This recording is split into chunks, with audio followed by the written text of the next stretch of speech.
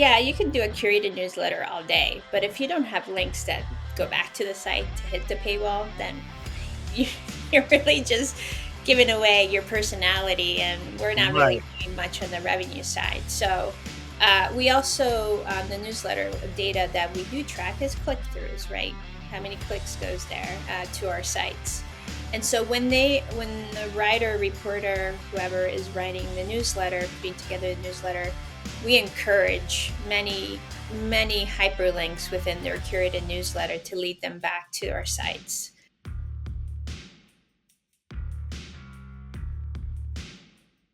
Welcome to the News Nirvana podcast. I'm your host, Nick Parker. The News Nirvana podcast features conversations with media professionals from across the country, highlighting our ever evolving business models and showcasing the strong and effective journalism produced each and every day. This podcast is made possible to you by the generosity of Blocks Digital. Blocks Digital empowers content producers to connect with their worldwide audiences at scale and continuously transform to achieve their business goals. Contact Blocks Digital today to learn more about how they can help you thrive. Connect with them at blocksdigital.com. Hello, and welcome back to the News Nirvana podcast. I'm your host, Nick Parker. With me today, Alessia Alaimo. Welcome. Hello. Thank you. Your title is Digital Manager. Yes, sir.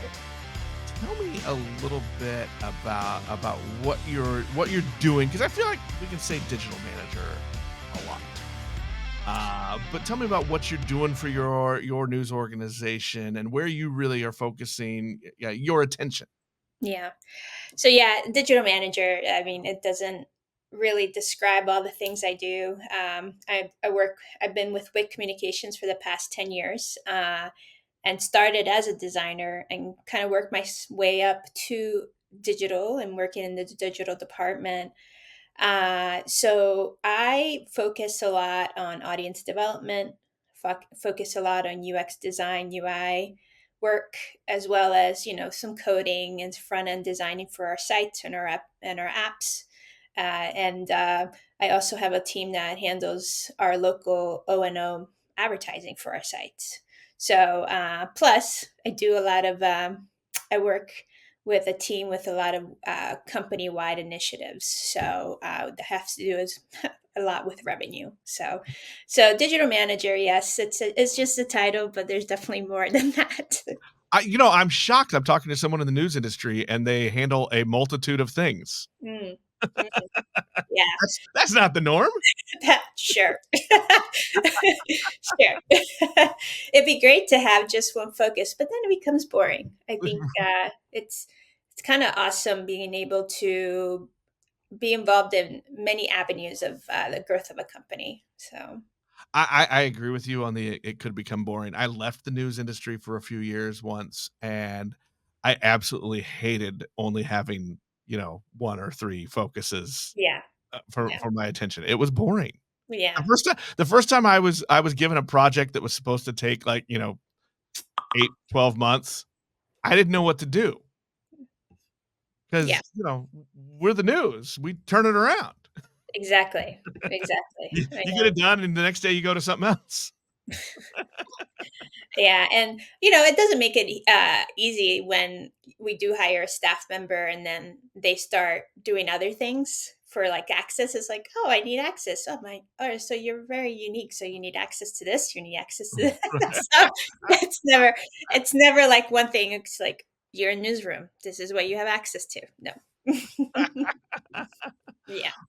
Well, let's talk a little bit about data and newsletters. You and I talked a little bit about that before we started recording, and I think I'm curious about that kind of why you in your group, why you're focusing so much on newsletters, and kind of what was the data that led you there to know that this was a thing that you can connect with your audiences on. Well, I think the biggest thing is our newsrooms are they live in the community, they talk to people every day, and our main goal was to try to essentially connect in another way and know understand more who is in our newsroom, because we are located in many very small niche locations, or small locations, and your your editor can just be, it's a regular guy who is going grocery shopping, and you get to see him, and see him every day on that. So we wanted to kind of enhance. We've done a lot of marketing before to introduce our newsroom, and was successful. We've done, videos as well as print, put in our newspapers and just talk about who's in the newsroom. But we wanted to do it more digitally heavy by newsletters. So, we've always done just push out news. A lot of it is, Right. by feed. It's like the latest news pushes out. That's it, right? It gets boring, and people, they want to know more than what you're writing on the website or placing on the website. So our since our newsroom, especially just our staff, know the community and have insight into more than just like the high topics or the big topics going on, and most of those topics that are, that they have experience with or see every day, it's not really something that you place as an article on the website, right? You don't talk about that guy that just ran over the curve. Why? Right. So we basically created these curated like newsletters that gives our newsroom, our editors, writers, reporters, a chance to get to know people, to get sorry for people to get to know who our newsroom people are. And so, for example, in Green Valley News, it's in Green Valley, Arizona, our editor is well known, and they're super excited to get an email from Dan, and is just sharing his thoughts and what's happening around town, or what he's seeing when he has his routines of going out to McDonald's, having a coffee in the morning, getting ready for work, what he's writing about, and just seeing what's around and sharing it with everyone else. It's just so topics that one example being, just people, and I don't know if this is in your area, but it's kind of funny, but also it's good to make people aware, is there's a lot of sketchy people out there where they're, asking for money, but you don't have no idea why or what their story is. So he for example, in this case, there's a guy who plays music on the corner, and it's like, what is his story, right? And it's not really like an enterprise piece to do, but it's something that he can talk about into the newsletter, or share some history and what's going on that day, years back, right? Yeah, So I think those connections are important and kind of something we've forgotten a little bit. And we've talked about it before on this show, that I think a key piece in kind of regaining trust, right? Because yeah, there's been true. there's been so much narrative publicly about a mistrust of media, right? But I think some of that is because the audiences don't know us anymore. Hmm. And I think reminding them that, yeah, you'll see me at the same grocery store you go to, or I've noticed the same busker on the corner downtown that you have, but because of what I do for a living, I get to go talk to him, and I Yeah. can share his story with you, and I think that builds trust and reminds him that we're a part of the community that Hmm. that we're covering, and that in turn, back to what you said, you focus a lot on revenue. That in turn helps, I think, people want to support, uh, Yeah, exactly. and be a part of what we're doing in our communities. Yeah, I mean, it's what the word trust that you mentioned. It's, yeah, you can tell people every day to trust you, but if you don't know them in a different level, there you're never there's never going to be that full trust, right? So, big media companies out there, and you read their news, and the things they do, definitely, like, you're more trustworthy, but do you really know who's writing it? do you really know what their perspective or whatever else about them uh, essentially made them write what they wrote.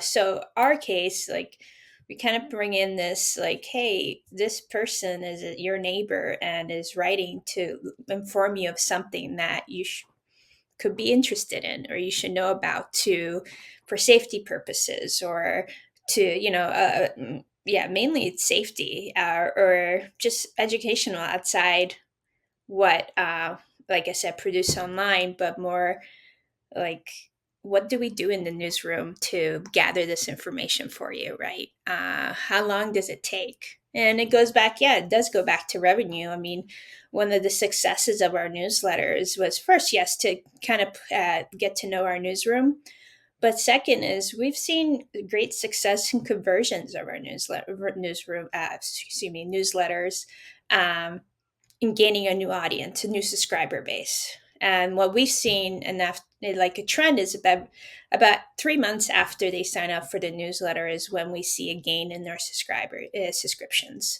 So now you're giving them more than just a website to look at, more than an app to look at. You're giving them another avenue of newsletters, which in some of them they're actually considering their website.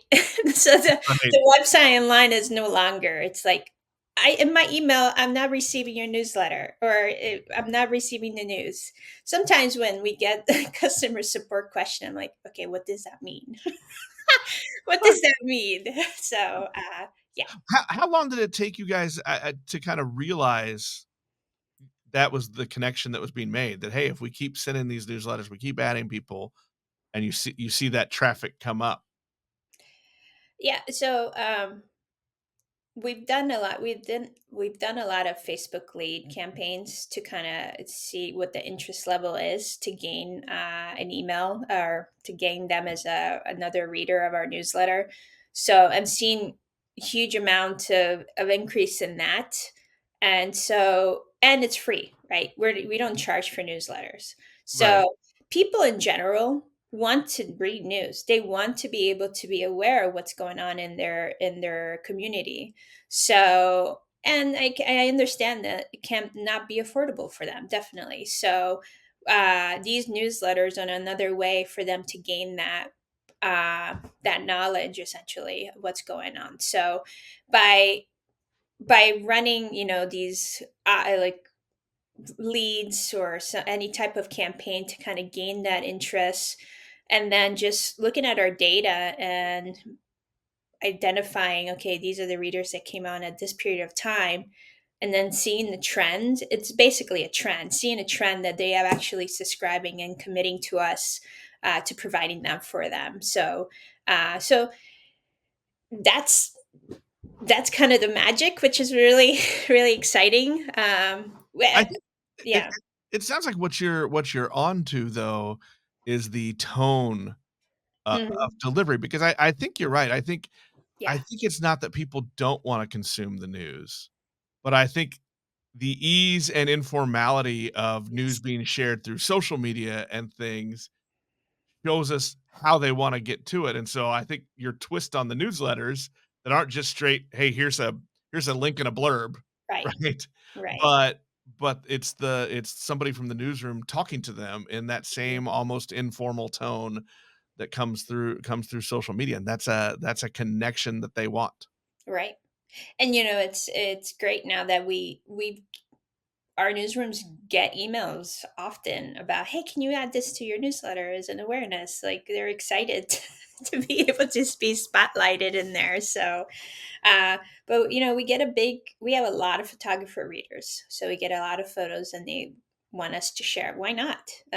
So that, Super or easy. a beautiful sunset or a beautiful animal that's been seen here. And I'm in Tucson, Arizona, in the desert, right? So, yeah, it's an informal way of still connecting with them. So, Uh, what else are you gleaning, I guess, from, the stories of what the data and your connection with the audiences? What else are you getting from that? so I mean, what else? We do include some advertisement opportunities within our newsletters to another revenue opportunity there. But we're also expanding our newsletters, so it's more than just the curated newsletter, which is focused or on news, right? We're digging into sports or events or the Weekender, one of them is called, right? What's happening there? Like even including classifieds like yard sales. Everybody loves yard sales. So knowing giving that feedback within the newsletter that's nowhere else to be found, right? That's the thing. It's like your focus, it's not going to Facebook, it's not going to it's a social website, whatever. It's just mainly focused on the newsletter. So yeah, so it's helping us kind of expanding what other types of newsletters we can push out, focus newsletters we can push out to them. So And not all of that information is overlapping, you said some of it is staying right. just in the newsletters, it won't be found on the website Mhm, or mhm. print or broadcast or Yeah, exactly. Yeah, because like I said, if it's just a little blurb of what just happened this morning, it's not really a worthy article online, right? And if it's especially for a new reader that's hasn't really frequent with us on the website, and then they see this this little blurb, is like, I will never pay for this news because this is not like in depth information, right? right, right. So yeah, so it's a little bit different, but it's I working. I do wanna get back to that conversion from newsletter Hmm. subscriber to paywall subscriber to get Yeah. to the news site. But before we go back to that, how are you adding to your newsletter list? How are you going out and finding those people and getting them set up? How are you building your lists for newsletters? Yeah, so a few things. So I mentioned Facebook leads a lot. That's actually one of our biggest gain. Facebook makes it easy where we create, we purchase, but monthly we do this.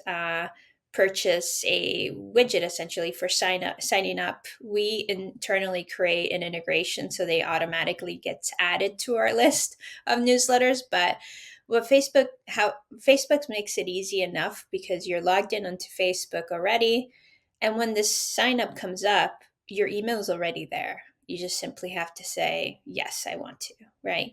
And so we've played a lot with messaging, and one of our successful one is essentially like we have over 10,000 readers on this newsletter. Why are you not part of it? Right? It's like, what are you trying to say? I should be part of this. What am I missing? Right? That actually works. It works. It works. Because you can say all day, oh, this newsletter is, gives you news of the day or, just a bunch of description of what you get into the newsletter. But it's more like oh, I want this because I don't have it kind of thing. um, so leads are good. We also do a lot of, because we do a lot of contests and quizzes, especially during the best of, we gain a huge audience there. And so we take that audience and push, and because it becomes more of a marketing list, it's like, yes, I would like to receive these notices of contests or what's coming up in the future. But then we ask them by email if this is an example of a newsletter that you could be part of, and we actually push out the latest newsletter to them so they can see it, and that's helped a lot with gaining an audience within one list to essentially be part of another list. So things like that has been working. On the website side of things, not so much. We stay away from pop-ups again when I'm talking about UI UX Right. design. Pop-ups are annoying. They're a person goes onto your site just to for a purpose, right? They're not to get bombarded by something that they're not there for. I So feel like you can get yeah, away with one pop-up, but then after that, you're just gonna bother people. yeah. So Yeah, we are really focused on making sure we don't do any of that. Of course, the only pop up is the paywall when it does come up. But we have both the dynamic paywall for most of our properties, and we've been working a lot with beta testing or just A/B testing hard paywalls on some of our properties. Um, and so we started in April. We started a 3 for 1 monthly promotion, digital promotion, and a 4 for 1, the 4 for 1 monthly promotions. And I got to tell you, this has been one of our most successful campaigns yet. It's just we've just seen a huge increase in both the dynamic paywall and the hard paywall. And the way we are doing that, essentially, yeah, all new subscribers are getting that 3 for 1 promo opportunity. But we have, when we're talking about, if we get into first party data, one event essentially that we have to be able to target is people that were subscribers and no longer are there, or are no longer a subscriber. And there was an interest there. Maybe again, it was, financially, it was not. Were not allowed at that time, or whatever the thing is. So, with those types of advertiser, or excuse me, readers, we are doing a 4 for 1 promo, and they're just getting that offer, right? To kind of, so using first party data to determine who is a new subscriber, who's with, or who was with us at one point. And we're, like I said, we've seen a huge success there since April. And now we're at this point where we're measuring retention and churn, right? And I'm so happy to share that we're at 92% retention, which is huge. That's huge. Yeah. The News Nirvana podcast is made possible by the generosity of Blocks Digital. Blocks Digital empowers content producers to connect with their worldwide audiences at scale and continuously transform to achieve their business goals. Contact Blocks Digital today to learn more about how they can help you thrive. Connect with them at blocksdigital.com. I want to go backward a little bit because Yes. that conversion from newsletter to paywall, newsletter subscriber to paywall subscriber. Yes. I mean, the great story is, hey, yeah, they read our newsletter for 3 months and then they love us and they're signing up for the Mhm. paywall. Right. But I think there's a step there. So what is it that you're doing? What's the process, I guess, of you Mhm. shepherding those people over that line? Right. What's the process you think that's working? So you gotta, yeah, you can do a curated newsletter all day, but if you don't have links that go back to the site to hit the paywall, then you, you're really just giving away your personality, and we're not really Right. doing much on the revenue side. So we also, the newsletter data that we do track is click throughs, right? How many clicks goes there to our sites. And so when the writer, reporter, whoever is writing the newsletter, putting together the newsletter, we encourage many hyperlinks within their curated newsletter to lead them back to our sites. Because yeah, you want to get a summary of what's going on in the community, but leading them back to the site, for it could be a video or a more in-depth article, whatever it is. That's how we are pushing people to the site to get converted. So yes, the personality is a huge first start. And by adding more of these hyperlinks within the curated newsletter has really been effective in seeing these conversions after a 3 month period. Because we also include the basic or the usual, where below the curated we do have stories, latest stories, that we title, image, Right. description, so they can also click on that. We've been playing around a lot with adding our front page e-edition too, especially because it is digitally optimized, so they're able to go on site. And because there's people that love the layout version, and people that love just an article layout of a website story, right? So, um, I wanted to love the layout version. I really thought that's what me I would too. love. I mean, as an old page designer, I was like, "Oh, finally, when e-editions were coming out, I was like, yes, I can look at a newspaper the way it's supposed to be, but on my screen." Right.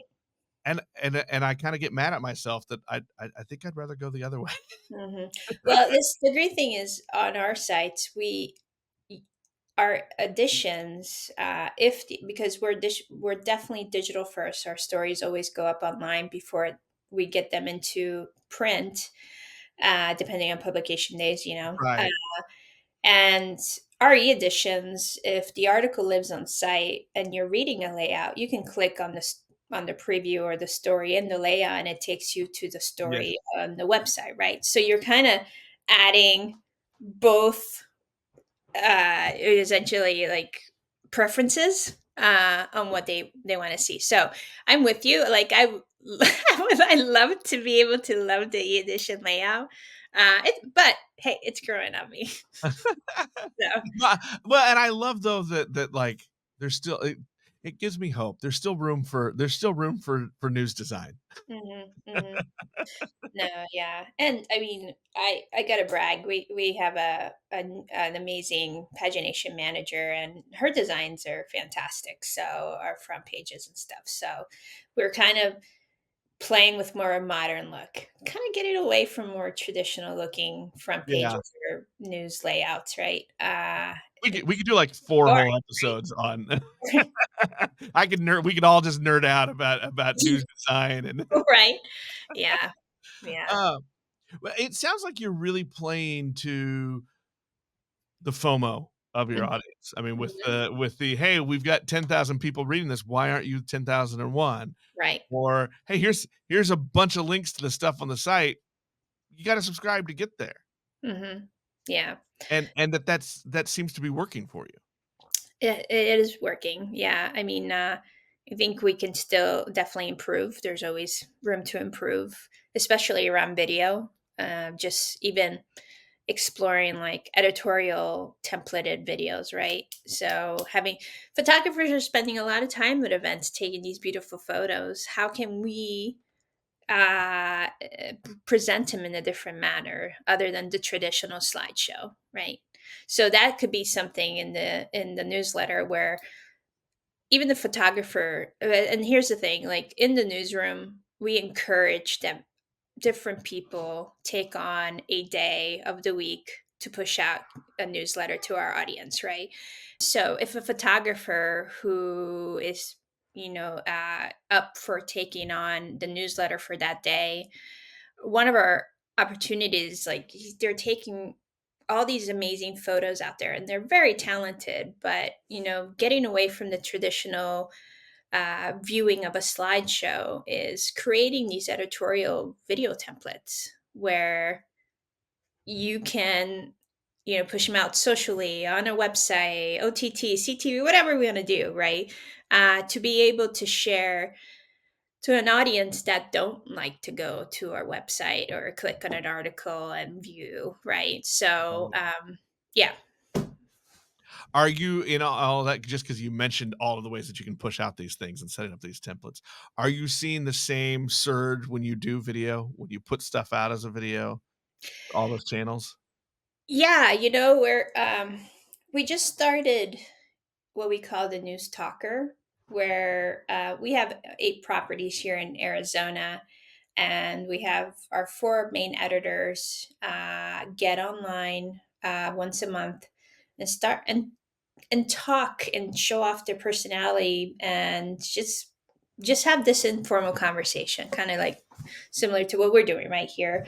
And we are experimenting where TikTok, or experimenting with Instagram, because our audience, of course, and I think it's the norm where it's a more for newspaper industry, the age group is a little older, so trying to capture that younger generation to where they are, it has been we're seeing a good a good measurement. And this is very beginning, we just started this, uh, but again, creating a more newsroom, or sorry, more editorial focused videos, and then figuring out revenue opportunities to tie in with that, especially around political period here. So Let's come back to that. yeah. I wanna ask about, so is it TikTok? Is it Instagram? What is there, one of those that's Mhm. standing out to you to reach those younger audiences? Is it all So of the above? no, so it's more Instagram Reels and TikTok, definitely. That's helping us gain. Of course, YouTube, because we use YouTube for many, the share link for many of our products, but we're gaining a new audience by Instagram Reels and TikTok. But it's not like our videos can be 45 minutes, but there's no way that we'll be adding that to to the Right, social, because you have 2 minutes and then you're bored, right? Everybody. So it's that long. yeah. So basically taking snapshots of what's important, and we upload those instead. So Yeah, I'm curious. I'm gonna have to go find your socials and take a look at some of those and yeah, how you're putting those together. yeah, yeah, most Because I think, we're all looking for the next audience, definitely. and, we're technology changes so fast, the Right. channels that people use. I just was talking to somebody the other day about, I'm a little scared of TikTok, mostly because 'cause I'm like, "Can I learn one more thing? Do I Or have it in me? Is there room in my brain, or am I just gonna screw it up?"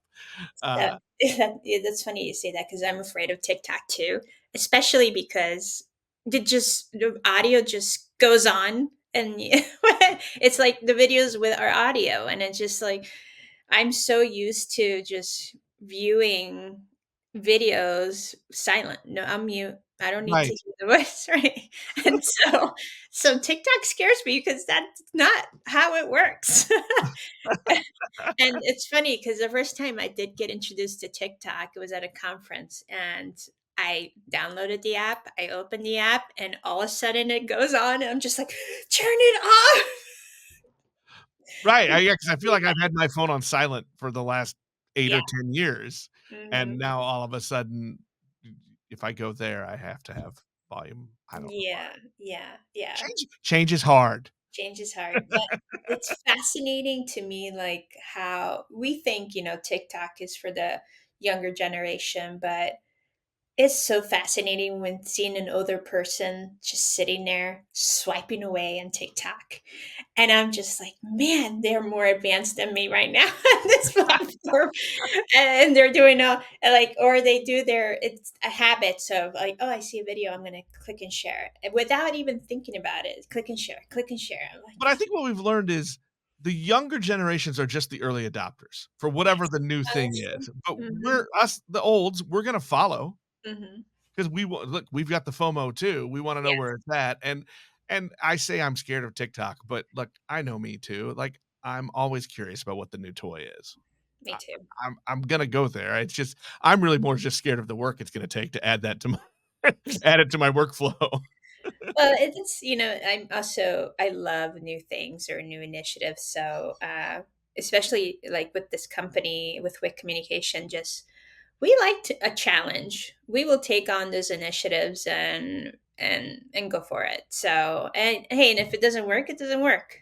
We know for the future that doesn't, we do something else. So, I feel like that's the attitude we all have to have, and I'm even gonna go back to, I remember reading, this would have been early 2000s, and it was like, "Don't be afraid with your websites," right? If it doesn't work, change it. It's fine. yeah, yeah. The digital stuff is, people expect change. They expect you to evolve and change it as it goes, and it's not like we just redesigned our print product, so now we've gotta stick with it for a couple years. Hmm. Hmm.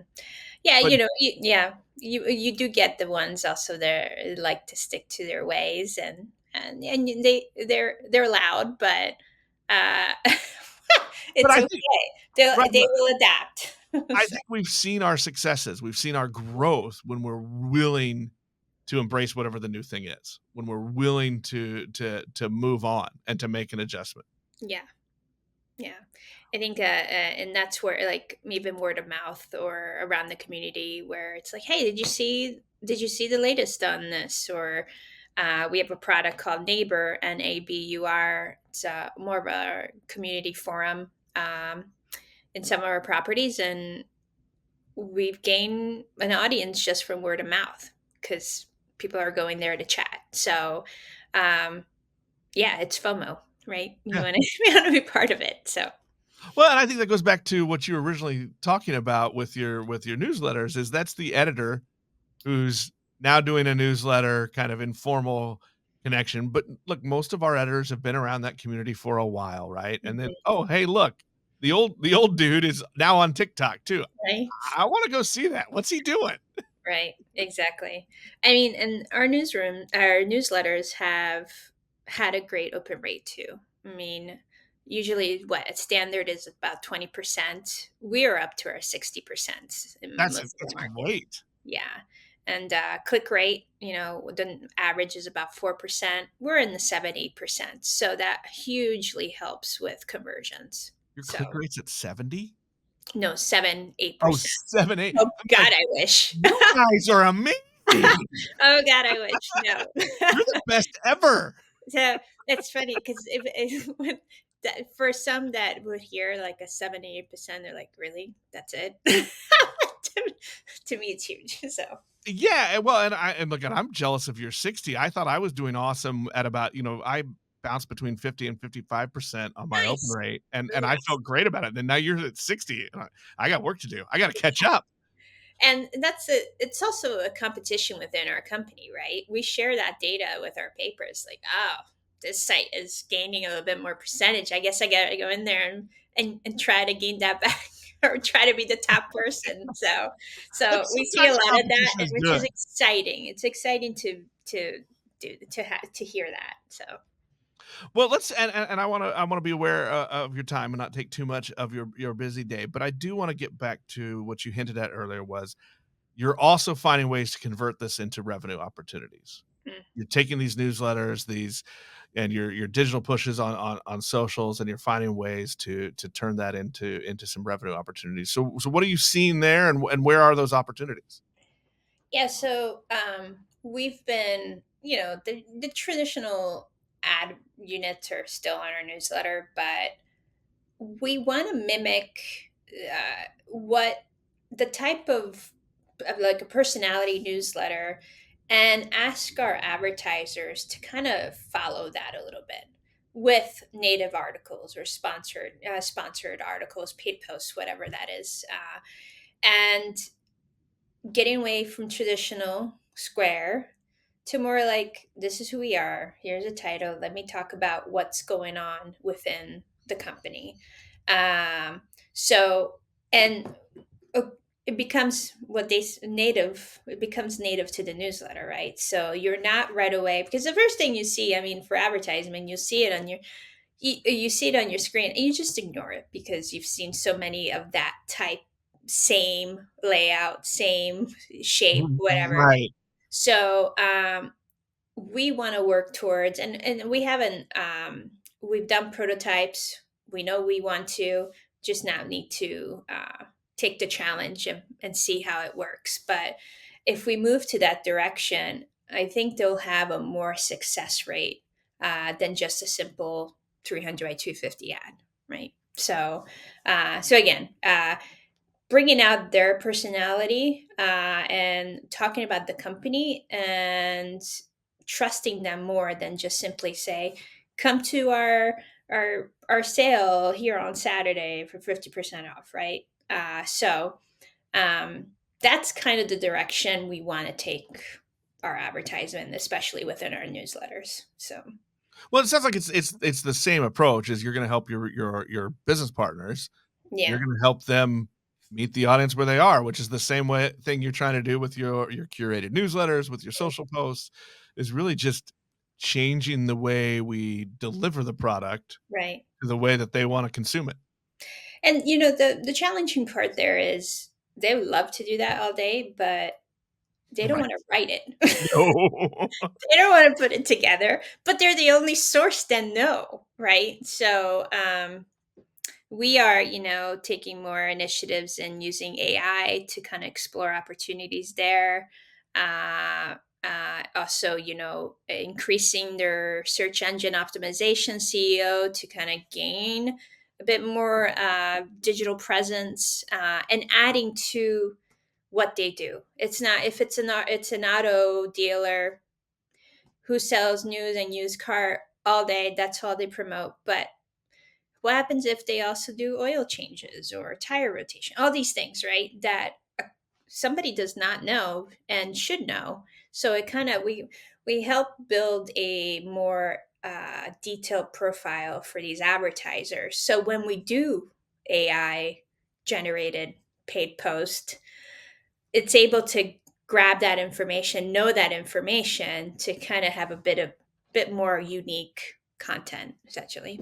So Yeah, finding out who they are behind the service, behind the right, product. right, I've had good luck with what's the local charity that they support, that they allow right. you to be behind? People wanna know that. People wanna know that they're a part of the community as well as just selling something.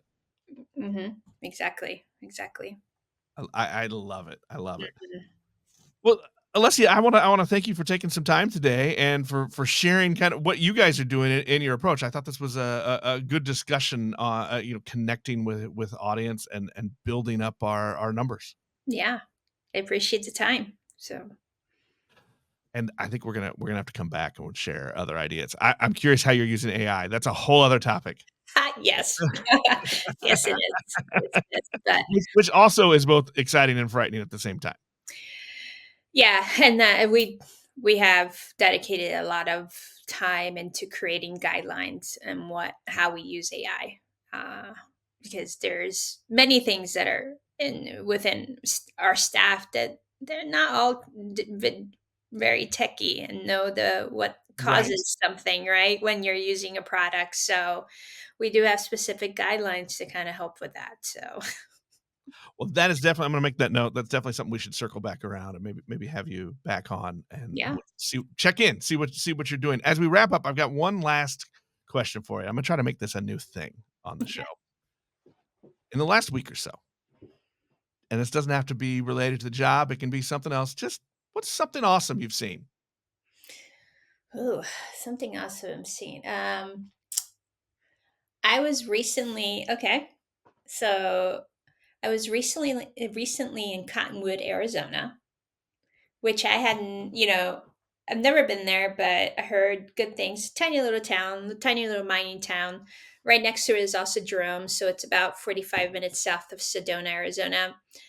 And stayed at Cottonwood and found out. Oh well, we saw this like restaurant on top of a hill, right? And all around it was a vineyard. It was a restaurant in a hill on a hill with vines all over.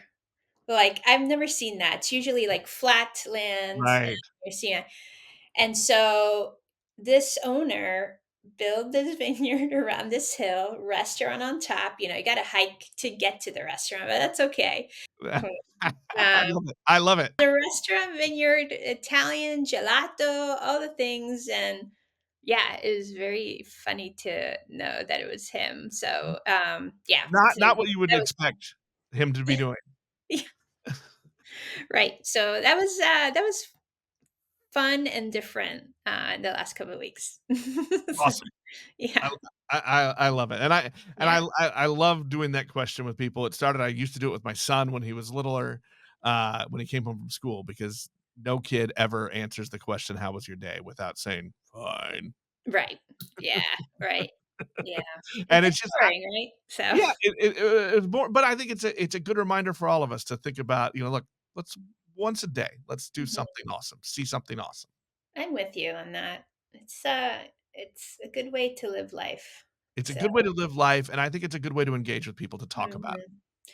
Especially, I just also found out that I was doing some research and three quarters or oh no, a quarter of your life is all work. We And better there's learn to make work fun. oh man, I'm just like, oh man, that's depressing. So you got 3 quarters to make up for it. So yes, There yeah. we go. Well, Mhm. Alessia, thank you so much for your time. I appreciate it. Yes, of course. Thank you. This was great. So, That'll wrap us up for this episode. We'll talk to everybody next time.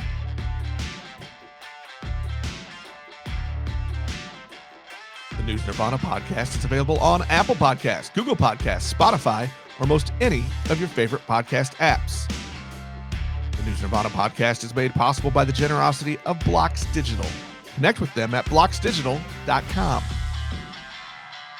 The News Nirvana podcast is produced by Fredcasts. Think, speak, act,